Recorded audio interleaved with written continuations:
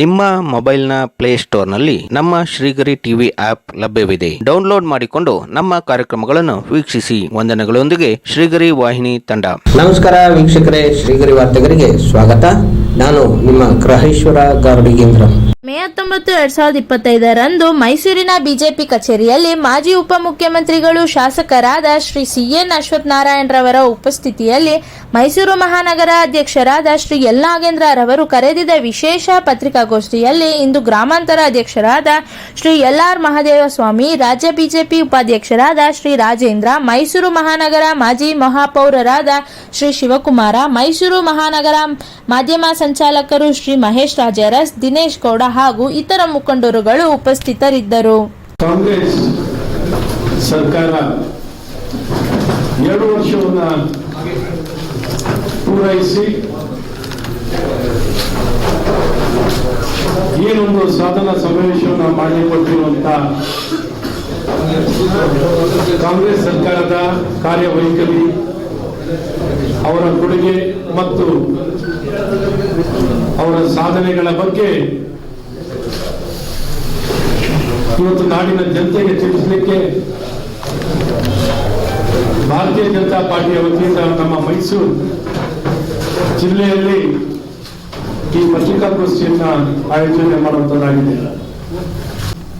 ಅಧ್ಯಕ್ಷರು ನಾಗೇಂದ್ರ ಇಬ್ಬರು ಪ್ರಥಮವಾಗಿ ಚಾರ್ಜ್ ಶೀಟ್ ಬಿಡುಗಡೆ ಮಾಡೋಣ ಅಂತ ಹೇಳಿ, ಹಾಗಾಗಿ ಮೊದಲನೇದಾಗಿ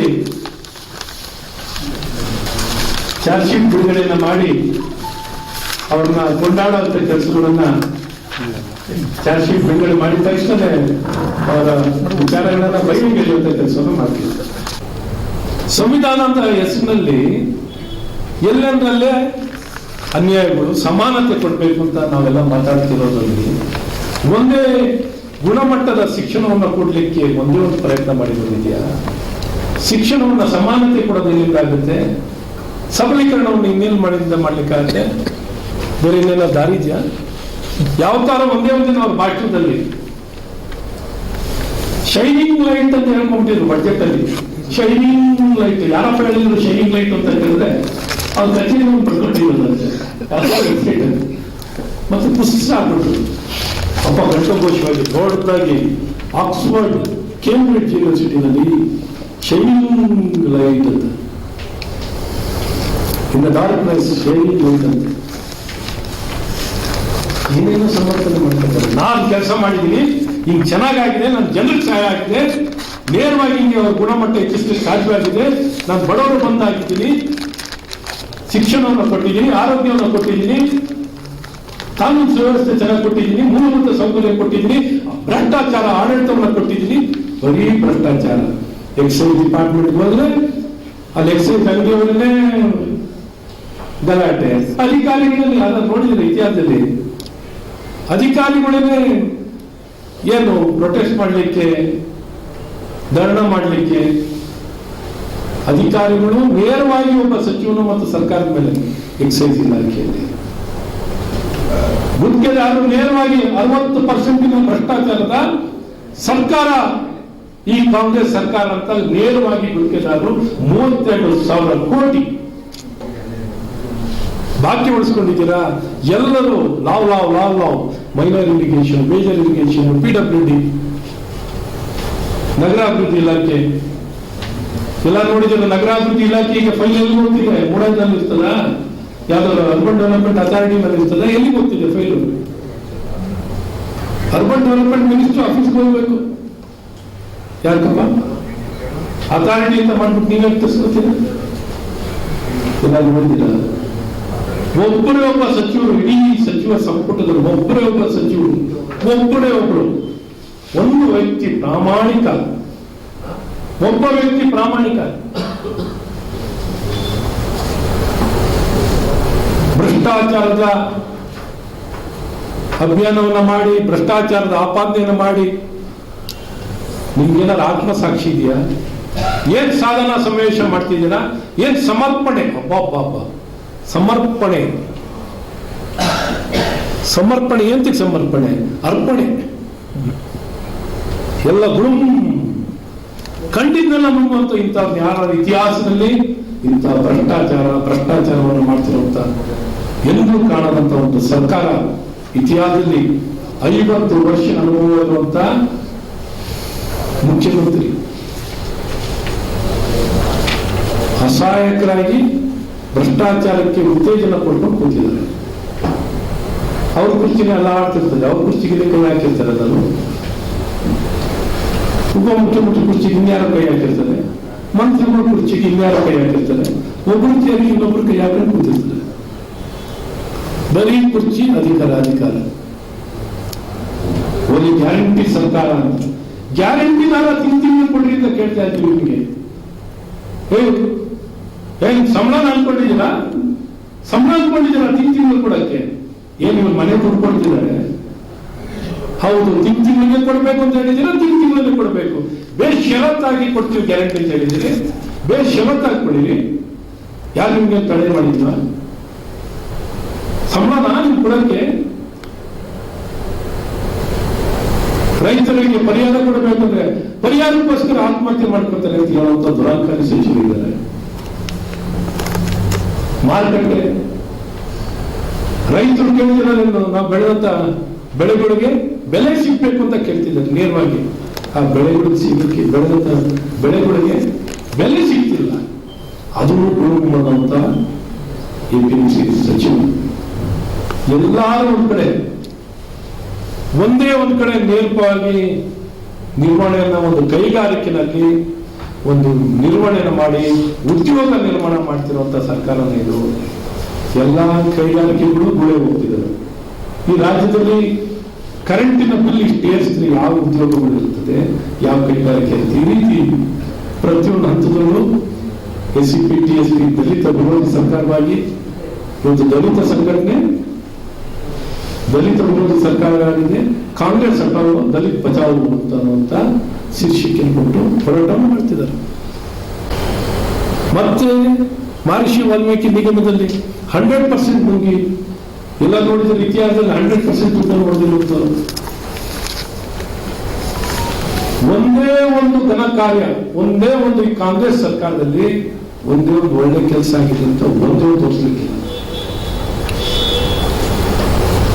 ಆದ್ರೆ ಏಳನ್ನು ತೋಡ್ಕೊಳ್ಳೋದಪ್ಪ, 7 ಲಕ್ಷ ಕೋಟಿ ಸಾಲ ಮಾಡಿದ್ದಾರೆ. 7 ಲಕ್ಷ ಕೋಟಿ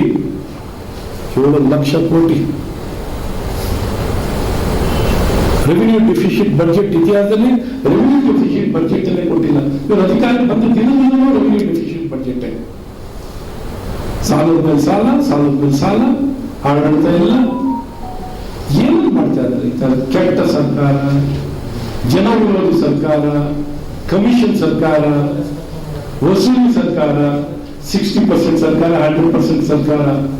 ಈ ಕಾಂಗ್ರೆಸ್ ಸರ್ಕಾರದ ಸಾಧನ ಸಮಾವೇಶ ಏನಂದ್ರೆ ನಾವು ಭ್ರಷ್ಟಾಚಾರಿಗಳು, ATM ಸರ್ಕಾರ, ವಸೂಲಿ ಸರ್ಕಾರ, ಅದೇ ನಮ್ಮ ಸಾಧನೆ.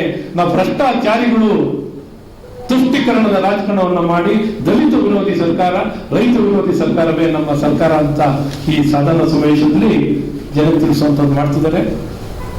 ಇವನ್ನೆಲ್ಲವನ್ನು ಖಂಡಿಸಿ ನಿಮ್ಮ ಸಾಧನೆ ಏನು ಸಾಧನೆಯನ್ನು ಕೊಟ್ಟಿಲ್ಲ, ಜನರ ಬದುಕನ್ನು ಬರ್ಬಾದ್ ಮಾಡಿದ್ದೀರಂತ ಬಹಳ ಸ್ಪಷ್ಟವಾಗಿ ಈ ಕಾಂಗ್ರೆಸ್ ಸರ್ಕಾರಕ್ಕೆ ನಾವು ತಿಳಿಸೋಕೆ ಇಷ್ಟಪಡ್ತೀವಿ. ಈ ವಿಚಾರದಲ್ಲಿ ಎಲ್ಲ ಕಡೆನೂ ಜನ ಜಾಗೃತಿಯನ್ನು ಮಾಡ್ತಾ ಇರ್ತೀವಿ. ಜನರುಗಳು ಪ್ರತಿಯೊಂದು ಮನೆಗಳಿಗೂ ತಲುಪಿ ಹೇಗೆ ದೇಶಕ್ಕೆ ಏನು ಯುದ್ಧದ ಸಮಯದಲ್ಲೂ ಯಾವ ರೀತಿ ನಡವಳಿಕೆಯನ್ನು ಮಾಡ್ತಿದ್ದಾರೆ ಮತ್ತು ಕೆಟ್ಟ ಆಡಳಿತವನ್ನು ಕೊಟ್ಟಿರುವಂತಹ ಈ ಕಾಂಗ್ರೆಸ್ ಸರ್ಕಾರದ ವಿರುದ್ಧವಾಗಿ ಜನಾಂದೋಲನವನ್ನು ಮಾಡ್ತೀವಿ ಅಂತ ಈ ಸಂದರ್ಭದಲ್ಲಿ ಹೇಳಿ ನಾನು ಏನು ಈ ಪತ್ರಿಕಾಗೋಷ್ಠಿಯಲ್ಲಿ ತಮ್ಮೆಲ್ಲ ಉದ್ದೇಶ ಮಾಡುವಂತ ಅವಕಾಶ ಆಗಿದೆ. ಮಾತನ್ನು ಕೇಳಿಕೊಂಡು ಬೆಳೆಕೊಳ್ಳುವಂಥದ್ದಲ್ಲ. ನಮಗೆ ನಮ್ಮ ದೇಶದ ವಿಚಾರದಲ್ಲಿ ನಮ್ಮ ಸ್ವಾತಂತ್ರ್ಯ, ನಮ್ಮ ಹಿತಾಸಕ್ತಿಯನ್ನ ಇವತ್ತು ಪೆಟ್ರೋಲ್ ಡೀಸೆಲ್ ವಿಚಾರದಲ್ಲೂ ಅಷ್ಟೇ ರಷ್ಯಾದಿಂದ ಯಾರು ತಗೋಬಿಡಿ ಅಂತ ಎಲ್ಲ ನಾಟ ಬಂದ್ರು ಇನ್ನ ನಾವು ಕೇಳಬಾರ್ದು. ನಮ್ಮ ಹಿತವನ್ನು ನಾವು ಕಾಪಾಡಿಕೊಂಡಿದ್ದೀವಿ. ಪ್ರತಿಯೊಂದು ಸಂದರ್ಭದಲ್ಲಿ ಭಾರತ ಎಷ್ಟು ಸದೃಢವಾಗಿದೆ. ಭಾರತ ಈ ವಿಚಾರದಲ್ಲಿ ಇದುವರೆಗೆ ನಾವು ಯುದ್ಧ ಮಾಡಿರಲಿಲ್ಲ. ಭಯೋತ್ಪಾದಕರ ವಿಚಾರದಲ್ಲಿ ಭಯೋತ್ಪಾದಕರಿಗೆ ಉತ್ತೇಜನವನ್ನ, ಭಯೋತ್ಪಾದಕರಿಗೆ ಏನ್ ತರಬೇತಿ ಕೇಂದ್ರಗಳಿದ್ದು, ಟ್ರೈನಿಂಗ್ ಸೆಂಟರ್ಸ್ ಇದ್ದು ಅದನ್ನ ದಮನ ಮಾಡುವಂತ ಕೆಲಸವನ್ನ ಇವತ್ತು ಭಾರತ ಸರ್ಕಾರದಿಂದ ಆಗಿರುವಂಥದ್ದಿದೆ, ಸೈನಿಕರಿಂದ ಆಗಿದೆ. ಹಾಗಾಗಿ ಈ ವಿಚಾರದಲ್ಲಿ ನಾವು ಸ್ಪಷ್ಟವಾಗಿ ನಮ್ಮ ಸ್ವತಂತ್ರ ನಿಲುವನ್ನು ತಗೊಂಡಿದ್ದೀವಿ. ಯಾವ ಸಂದರ್ಭದಲ್ಲೂ ನೋಡಿ, ಇತಿಹಾಸದಲ್ಲಿ ಇಡೀ ವಿಶ್ವದಲ್ಲಿ ಇಷ್ಟು ಪ್ರಬಲವಾಗಿ, ಇಷ್ಟು ಉತ್ತಮವಾಗಿ ಶತ್ರು ನೆಲೆಯನ್ನ, ಶತ್ರುವಿಗೆ, ಭಯೋತ್ಪಾದಕರಿಗೆ ಪಾಠ ಕಲಿಸಿರುವಂತಹ ಇತಿಹಾಸದಲ್ಲಿ ಇನ್ಯಾವ ದೇಶನಾದ ಮಾಡಿದರೆ ಹೇಳಿ. ದಿನನಿತ್ಯದ ನಮ್ಮ ಜೀವನಕ್ಕೆ ಏನು ಸಮಸ್ಯೆ ಆಗದ ರೀತಿಯಲ್ಲಿ ಯಾವ ನಷ್ಟಗಳು ಇಲ್ಲದೆ ಅಲ್ಪ ಸ್ವಲ್ಪ ಏನಾದ್ರು ಇರ್ಬೋದು. ಆದರೆ ನಮ್ಮ ದೇಶದ ಅಮಾಯಕ ಜನರನ್ನ ಕೊಂದಾಗ ಪ್ರತಿ ಉತ್ತರವನ್ನ ಬಲವಾಗಿ ಕೊಟ್ಟಿರುವಂತ ಏಕೈಕ ದೇಶ, ಏಕೈಕ ಸರ್ಕಾರ ನಮ್ಮ ಸನ್ಮಾನ್ಯ ಪ್ರಧಾನಮಂತ್ರಿಗಳಾದಂತಹ ನರೇಂದ್ರ ಮೋದಿ ಅವರ ಒಂದು ನಾಯಕತ್ವದಲ್ಲಿ ಅದ್ಭುತವಾಗಿ ಇಡೀ ವಿಶ್ವಕ್ಕೆ ಒಂದು ಸಂದೇಶ ಕೊಡುವಂಥದ್ದಾಗಿದೆ. ನಮ್ಮ ಸೈನಿಕರು ಸಹ ಅವಿರತವಾಗಿ ತಮ್ಮ ಶ್ರಮ, ಇದೇನು ಒಂದರಿಂದ ಎರಡು ದಿನದಲ್ಲ, ಹಲವಾರು ವರ್ಷದ ತಯಾರಿ. ನಮ್ಮ ದೇಶಕ್ಕೆ S-400 ತಗೋಬೇಡಿ ಅಂತ ಹೇಳಿದ್ರು ರಷ್ಯಾದಿಂದ. S-400 ತಗೋಬೇಡಿ ಅಂತ ಹೇಳಿದ್ರು, ತಗೊಂಡು ನೀವು ಏನು ಅರ್ಥ ಸಂವಿಧಾನ ಇಟ್ಕೊಂಡು ಇನ್ನೇನೋ ನಾಟಕ ಮಾಡ್ತಿದ್ದಾರೆ ಅನ್ನೋ ಅರ್ಥದ ಬೈಬಲ್ ಅಂತ ಹೇಳಿದ್ರೆ ನೀವು ಅಂದ್ರೆ ನೀವೇನ್ ಹೇಳ್ಕೊಟ್ಟಿದ್ದೀರಾ ಅಂತ ಹೇಳಕ್ಕೇನಿಲ್ಲ. ಅವ್ರು ಹೇಳ್ತಿರೋದು ಸ್ಪಷ್ಟವಾಗಿ ಸಂವಿಧಾನಕ್ಕೂ ಅವ್ರು ಬದ್ಧ ಆಗಿಲ್ಲ ಅನ್ನೋದನ್ನ ಸ್ಪಷ್ಟವಾಗಿ ಬೈಬಲ್ ಬಗ್ಗೆ ಹೇಳಿದ್ರಲ್ಲ, ಈ ಸಂವಿಧಾನಕ್ಕೆ ಅವರು ನೀವು ಸಂವಿಧಾನ ಅಂತ ಅನ್ಕೊಂಡು ಬೈಬಲ್ ಇಟ್ಕೊಂಡಿರ್ತಾರೆ ಅಂತ ಹೇಳಿದಷ್ಟೇ. ಅಲ್ಲ ಅದನ್ನೇ ಅದನ್ನ ಬೈಬಲ್ ಅಂತ ಬೈಬಲ್ ಅಂತಂದ್ರೆ ಅವ್ರಿಗೆ ಗೊತ್ತಿಲ್ಲದೆ ಸಂವಿಧಾನ ಅಂತ ಇಟ್ಕೊಂಡು ಬೈಬಲ್ ಅಂತ ಇಟ್ಕೊಂಡು ಬಂದಿರ್ತಾರೆ ಅಂತ ಹೇಳಿದ್ರು ಅಷ್ಟೇ. ನಾನು ಸ್ಪಷ್ಟವಾಗಿ ಹೇಳಕ್ ಇಷ್ಟಪಡ್ತೀನಿ. ಅದು ಸಂವಿಧಾನದ ತುಂಬಾ ಸಲ ಇದ್ರ ಬಗ್ಗೆ ಚರ್ಚೆ ಆಗಿದೆ. ಅದು ಸಂವಿಧಾನದ ರೂಪರೇಷೆಗಳು, ಬಣ್ಣಗಳು ಎಲ್ಲೂ ಕಂಡಿಲ್ಲ. ಮಿಸ್ಟೇಕ್ ಆಗಿ ಅವರು ಸಂವಿಧಾನ ಅನ್ನೋದನ್ನ ಬೈಬಲ್ ಅನ್ನು ಇಟ್ಕೊಂಡ್ಬಂದು ಸಂವಿಧಾನ ಅಂತ ತೋರಿಸಿದ್ದಾರೆ ಅಂತ ಹೇಳಿರೋದು. ಹಾಗಾಗಿ ಹೇಳ್ಬೇಕು ಅಂದ್ರೆ ನಮ್ಮ ಪಕ್ಷದಲ್ಲಿ ಒಳ ಜಗಳ ಅನ್ನೋಂಥ ಪ್ರಶ್ನೆನೆಲ್ಲ, ಏನಾದ್ರು ಒಳ ಜಗಳ ಅಂತ ನೀವೇನಾದ್ರು ನೋಡ್ಬೇಕಾಗಿದ್ರೆ ಅದು ಕಾಂಗ್ರೆಸ್ ಪಕ್ಷದಲ್ಲಿ, ಕಾಂಗ್ರೆಸ್ ಸರ್ಕಾರದಲ್ಲಿ ನಾನ್ ಮುಖ್ಯಮಂತ್ರಿ ಅಂತ ಹೇಳ್ಕೊಳ್ತಿರೋದು ಕಾಂಗ್ರೆಸ್ ಪಕ್ಷ. ನಿಮ್ಮ ಅವಧಿಯಲ್ಲಿ 3 ಜನ ಮುಖ್ಯಮಂತ್ರಿ ಆದರಲ್ಲ, ಯಾರು 3 ಜನ ಮುಖ್ಯಮಂತ್ರಿ ಆದರಲ್ಲ, ನಮ್ಮ ಅವಧಿಯಲ್ಲಿ 2 ಮುಖ್ಯಮಂತ್ರಿ ಆದರು. ಅದು ಹಿಂದಿನ ಸರ್ಕಾರದ ಇರ್ತಿಲ್ಲ, ಈ ಸರ್ಕಾರದ ಕಳೆದ ಸರ್ಕಾರ. ಅವರಲ್ಲಿ ಒಂದೇ ಒಂದು ಬದಲಾವಣೆ ಆಗ್ಲಿ ನೋಡಿ. ನಮ್ಮಲ್ಲಿ ಏನೇ ಬದಲಾವಣೆ ಆದ್ರೂ ವ್ಯತ್ಯಾಸಗಳಿಲ್ಲ. ಮುಖ್ಯಮಂತ್ರಿ ಸೀಟ್ ನಮ್ಮಲ್ಲಿ ಪಕ್ಷ ಏನ್ ನಿರ್ಧಾರ ಮಾಡುತ್ತೋ ಅದಕ್ಕೆ ಬದ್ಧರಾಗಿ ನಮ್ಮ ಪಕ್ಷದಲ್ಲಿ ಇರ್ತೀವಿ. ಅದರಲ್ಲಿ ಹಂಗೆ ಕಾಣ್ತದ. ನೀನೋ ಅಂತ ನಿಂತಿರೋದು ಯಾರು? ಇವತ್ತು ಆಡಳಿತ ಮಾಡಿದ್ದ ಜನ ಅಧಿಕಾರ ಕೊಟ್ಟಾರೆ, ಜನರ ಪರವಾಗಿ ಆಡಳಿತ ಮಾಡಿರ್ತಾರೆ. ಏನೇನು ಜನರ ಪರವಾಗಿ ಆಡಳಿತ ಮಾಡ್ತಿದಾರ? ಜನರ ಬಗ್ಗೆ ಕಾಳಜಿ ವಹಿಸ್ತಿದಾರ? ಅಧಿಕಾರಕ್ಕಾಗಿ ಗುದ್ದಾಡ್ತಿದ್ದಾರೆ ಹೊರತು ಹನಿ ಟ್ರ್ಯಾಪ್ ಸರ್ಕಾರ ಯಾವುದು? ಹನಿ ಟ್ರ್ಯಾಪ್ ಇತಿಹಾಸದಲ್ಲಿ ನೋಡಿದ್ದೀರಾ? ಹನಿ ಟ್ರ್ಯಾಪ್ನ ಒಬ್ಬ ಮಂತ್ರಿ, ಇದೊಂದು ಸರ್ಕಾರನ ಏನ್ರಿ, ಒಬ್ಬ ಪರಿಶಿಷ್ಟ ಪಂಗಡಕ್ಕೆ ಸೇರಿರುವಂತ ಒಬ್ಬ ವ್ಯಕ್ತಿ, ಅದು ರಾಜಣ್ಣನಂತವರು ಅಸಹಾಯಕರಾಗಿ ಸದನದಲ್ಲಿ ಒಂದು ಉತ್ತರ ಕೊಡಕ್ಕೆ ಯೋಗ್ಯತೆ ಇಲ್ಲದಂತ ಸರ್ಕಾರ, ಏಡಿ ಸರ್ಕಾರ, ರಣ ಏಡಿ ಸರ್ಕಾರ, ಒಬ್ಬ ಮಂತ್ರಿಗೆ ರಕ್ಷಣೆ ಕೊಡಕ್ಕಾಗ್ತದವರು ಇವ್ರು ಯಾರಿಗೆ ರಕ್ಷಣೆ ಕೊಡ್ತಾರೆ? ಹೀಗ್ ಮಾಡಿದ್ರು, ಹಾಗೆ ಮಾಡಿದ್ರು, ಅವ್ರು ಏನು ಮಾಡಲ್ಲ, ಆರಾಮಾಗಿರ್ತಾರೆ. ಅಧಿಕಾರ ದುರ್ಬಳಕೆಯನ್ನು ಮಾಡಿಕೊಂಡು ಇವತ್ತು ಕಾಂಗ್ರೆಸ್ ಸರ್ಕಾರ ಈ ಮೂಢ ವಿಚಾರದಲ್ಲೇ ತಗೊಳ್ಳೋಣ. ಈ ಮೂಢ ವಿಚಾರದಲ್ಲಿ ಇವತ್ತೆಷ್ಟು ಸ್ಪಷ್ಟವಾಗಿ ವಿರುದ್ಧವಾಗಿ ತನಿಖೆಯನ್ನ ಸಂಪೂರ್ಣವಾಗಿ ಅವರು ಮಾಡಿದಾರ.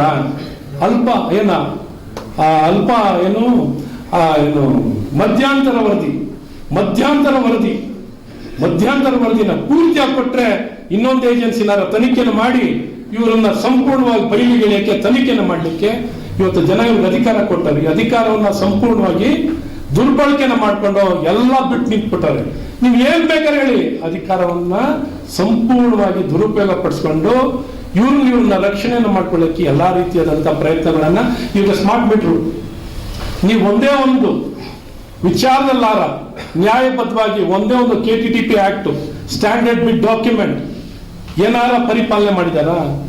ಯಾವ್ದಾರ ಒಂದು ಟೆಂಡರ್ ನಲ್ಲಿ ಪರಿಪಾಲನೆ ಮಾಡ್ತಿದಾರ?